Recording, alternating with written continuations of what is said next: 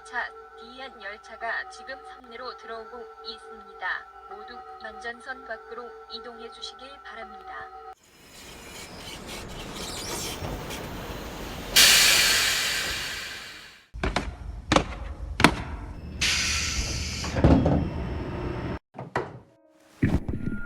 안녕하십니까?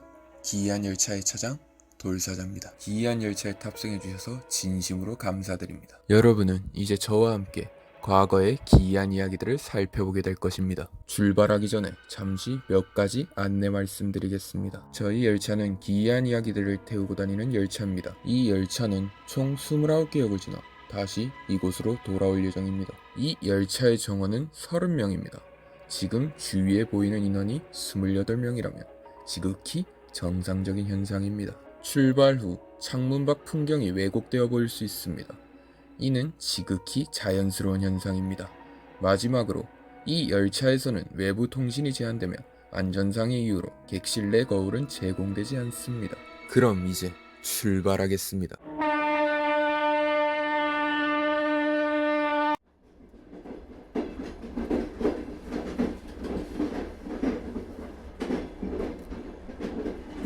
승객 여러분, 오늘의 기이한 열차 여정을 안내해드리겠습니다. 첫 번째 역은 귀신의 다리, 그리고 그 후 무정차 구간인 비밀을 알리는 나무를 지나가게 될 것입니다.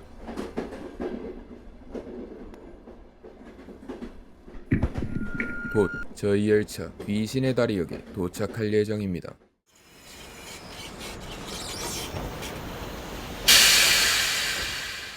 첫 번째 역, 귀신의 다리. 귀신의 다리, 귀교. 한때 우리 역사 속에 존재했으나 어느 순간 사라진 다리, 그리고 여전히 남아있을지도 모르는 다리. 이 이야기는 신라 진지왕 때부터 시작됩니다. 신라 제25대 왕 진지왕, 방탕한 삶을 살다 신하들에 의해 폐위된 왕. 역사는 아무런 업적도 남기지 못한 왕이라 기록하고 있죠. 그러나 그는 하나의 이야기만은 남겼습니다. 그것이 바로 귀교를 만든 비형량 이야기죠. 이야기의 시작은 그의 어머니로부터 시작됩니다. 그의 어머니 이름은 도화여, 복숭아꽃처럼 고운 여인이란 뜻을 가진 이름이었죠. 그 이름처럼 그녀의 미모는 눈부셨고 그 아름다움은 온 마을에 소문이 퍼질 정도였습니다. 결국 그 소문은 시차를 낳은 왕의 귀에도 들어갔죠. 왕은 곧바로 그녀의 집으로 향했습니다. 그리고 그녀를 보자마자 한눈에 반했습니다. 그는 즉시 그녀를 궁으로 데려가려 했죠. 그러나 그녀는 저는 이미 남편이 있는 몸, 어떠한 권력도 제 마음을 꺾을 순 없습니다 라며 단호하게 거절을 했죠. 왕은 분노했죠. 이제껏 자신이 가지지 못한 것은 없었기 때문이죠. 그러나 그녀는 자신의 목에 칼을 들이밀며 버텨댔습니다. 왕은 결국 그녀를 데려가지 못한 채 분노와 욕망을 안고 궁으로 돌아갈 수밖에 없었습니다. 궁으로 돌아간 그의 폐악질은 점차 심해졌고 결국 신하들에 의해 반정이 일어나 폐위되고 사망하게 되었죠.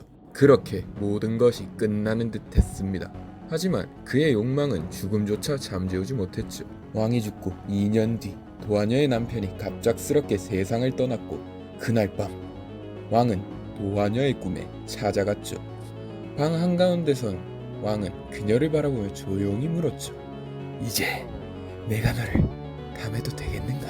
도화녀는 입이 떨어지지 않았고 숨조차 쉬기 힘들었죠. 그 순간 왕은 손을 뻗었고 도화녀는 비명을 지르며 눈을 떴습니다. 거칠게 숨을 몰아쉬며 주변을 둘러봤지만 방 안에는 아무도 없었죠. 그렇게 기묘한 밤이 지나가고 아침이 밝아오자 도화녀는 서둘러 부모님께 꿈 이야기를 모두 털어놓았죠. 부모님은 아무 말 없이 깊은 한숨을 내쉬었고 마침내 입을 열었죠. 왕은 죽어도 왕이다. 남편도 없는데 그분의 뜻을 거스릴 이유가 없지 않느냐. 도화녀는 아무 대답도 못한 채 그날 밤 꿈속에서 왕과 동침했고 그 후 아이를 가지게 되었죠. 예, 맞습니다. 그렇게 태어난 아기가 바로 오늘의 주인공 비형량이죠. 비형량은 탄생만큼 성장 과정도 기이했죠. 혼잣말을 하는 모습이 자주 목격됐고 밤마다 집을 나가 숲에서 혼자 놀며 웃는 모습도 관찰되었죠. 사람들은 점차 그 모습에 두려움을 느꼈고 비형량은 귀신과 논다는 소문이 퍼지기 시작했죠. 이 소문은 왕실에도 전해졌고 왕은 호기심에 비형량을 궁궐로 불렀죠. 그를 본 왕은 소문의 진위를 파악하기 위해 물었습니다. 정말 귀신과 함께 논다는 것이 사실이냐? 비영양은 고개를 숙이며 대답했죠. 그렇사옵니다. 저와 그들은 함께 놀고 함께 살아갑니다. 도무지 믿을 수 없었던 왕은 다시 물었죠. 그렇다면 귀신을 부려 하룻밤 만에 다리를 만드는 것도 가능하겠지?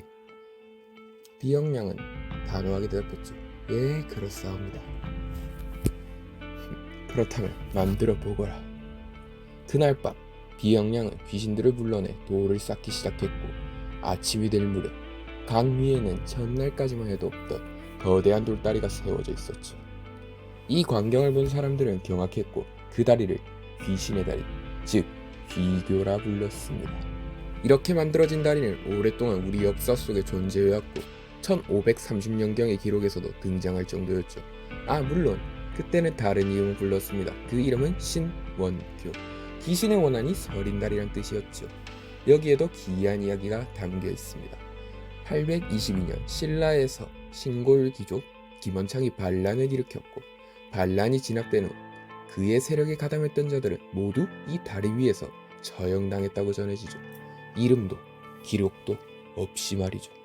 잘린 머리와 시신들은 강물로 던져졌고 그날 이후로 다리에서는 이상한 일들이 벌어지기 시작했다고 하죠.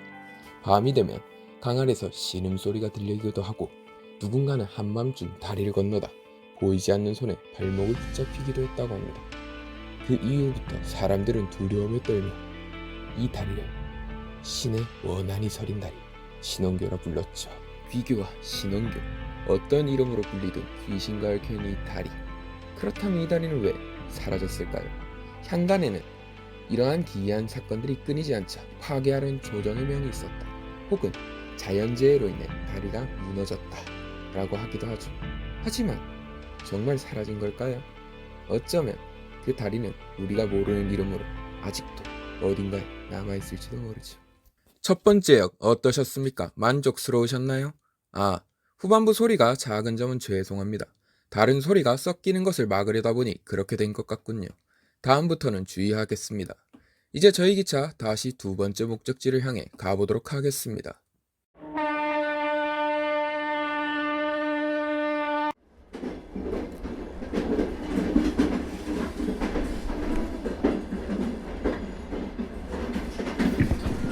곧 저희 열차 비밀을 알리는 나무역을 통과할 예정입니다. 간이역 비밀을 알리는 나무. 비밀을 알리는 나무, 대나무. 한때 도림사에 있었다고 전해지는 나무. 하지만 지금은 절도 나무도 모두 사라진 상태죠. 이 이야기는 신라 경문왕 때부터 시작됩니다. 신라 제48대 왕 경문왕. 그는 왕이 된 후 갑자기 귀가 길어져 당나귀처럼 변해버린 인물이었죠. 왕후와 궁인들은 아무도 이를 알지 못했지만 왕의 간을 만드는 복두장만이 이 사실을 알고 있었죠. 복두장은 이 비밀을 평생 지켰습니다. 적어도 죽음을 앞두기 전까지는 말이죠. 죽음을 직감한 그는 도림사의 대나무 숲으로 가 아무도 없는 곳에서 소리쳤죠. 우리 임금님기는 당나귀기다. 그 순간부터 도림사에는 이상한 일이 벌어졌죠. 바람이 불 때마다 대나무 숲에는 우리 임금님기는 당나귀기다, 당나귀기다 같은 말이 울려 퍼졌죠. 왕은 이 소식을 듣고 분노했고 즉시 군사들에게 명했죠. 당장 저 나무들을 모두 베어라. 그날 도림사의 대나무들은 모두 잘려나갔죠.